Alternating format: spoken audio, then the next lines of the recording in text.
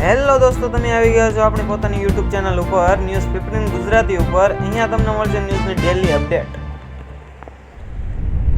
ગુજરાતમાં વરસાદની આગાહી. ઓરેન્જ એલર્ટ વચ્ચે સુરત અને અમરેલીમાં પડી શકે છે ધોધમાર વરસાદ. અષાઢી બીજના વાદળોની સ્થિતિ જોઈને હવામાન નિષ્ણાંત અંબાલાલ પટેલે કરી તેમની અફલાતુન આગાહી. આગામી 7 દિવસ સુધી પડી શકે છે ધોધમાર વરસાદ. ચોમાસું થશે પાછું સક્રિય. વડોદરામાં માર્કેટ 4 રસ્તા પાસેથી વિદેશી દારૂ સાથે 2 શખ્સ ઝડપાઈ. 1.79 લાખનો મુદ્દામાલ કબજે. છોટા હાથી ટેમ્પામાં દારૂ ભરીને બુટલેગરને આપવા માટે આવ્યો હતો, જેને પીસીબીએ વિદેશી દારૂ 3 મોબાઈલ અને ટેમ્પો મળી ₹1.79 લાખનો મુદ્દામાલ કબજે કરી રાવપુર પોલીસને સોંપવામાં આવ્યો છે. વડોદરા રેસિડેન્ટ ઇન્ટર્ન ડોક્ટરનું સ્ટાઇપન્ડ નહીં વધારતા કાળી પટ્ટી ધારણ કરી વિરોધ. મધ્ય ગુજરાતની સૌથી મોટી સયાજી હોસ્પિટલ અને રાજ્યની તમામ સરકારી હોસ્પિટલોના રેસિડન્ટ ડોક્ટરો અને ઇન્ટર્ન ડોક્ટરો સહિત હજારો ડોક્ટરોએ સ્ટાઇપન્ડ નિયત સમય નહીં વધારતા દર્દીઓએ કોઈ હાલાકી ન સર્જાય એવી રીતે રાજ્ય સરકારનું ધ્યાન દોરવા ઈરાદે કાળી પટ્ટી ધારણ કરીને વિરોધ દર્શાવવાનું શરૂ કર્યું છે. જિલ્લામાં 4 દિવસના વિરામ બાદ ફરીથી મેઘરાજાની પધરામણી. છૂટો છવાયો વરસાદ.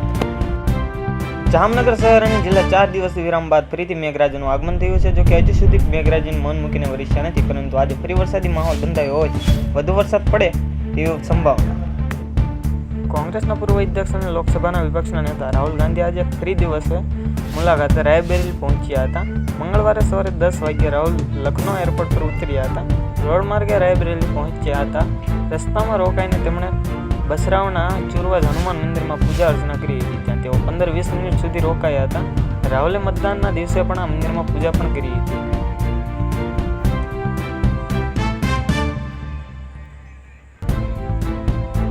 કિડની રેકર્ડની વિગત 5 લાખમાં કરી હતી, 25 લાખમાં વેચી. ક્યાંથી આવે છે ડોનર, કેવી રીતે ચાલે છે આ ખેલ?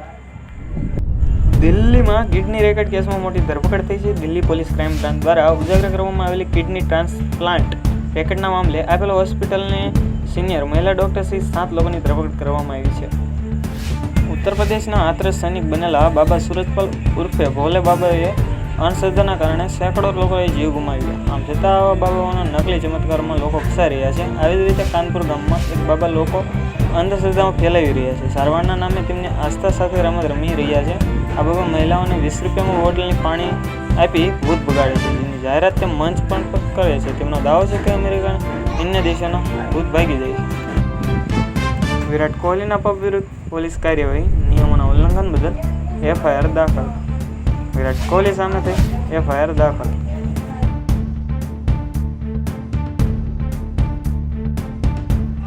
રશિયામાં સર્પેલાલ ટોપી ગીત ગવાતું. એ ભલે જૂનું થયું, લાગણીઓ હજુ એવી જ છે. પીએમ મોદી.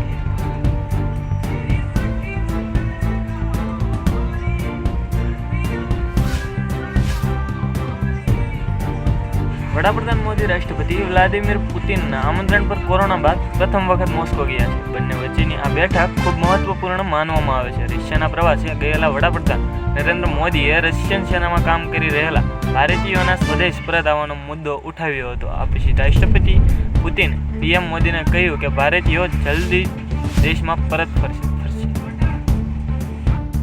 યુદ્ધમાં ફસાયેલા ભારતીયો જલ્દી દેશમાં પરત ફરશે.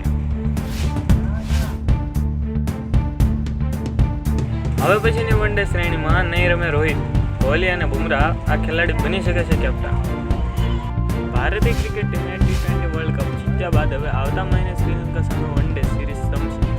અહેવાલો પ્રમાણે ભારતીય કેપ્ટન રોહિત શર્મા સહિત સિનિયર ક્રિકેટર્સ આ વન ડે શ્રેણીમાં આરામ આપવા આવી શકે છે. ભારત 3 વન ડે અને 3 ટીમ વચ્ચે મેચની શ્રેણી રમવા શ્રીલંકા જશે, જેમાં કેપ્ટનની પસંદગી ફરીથી માથાના દુખાવો બની શકે.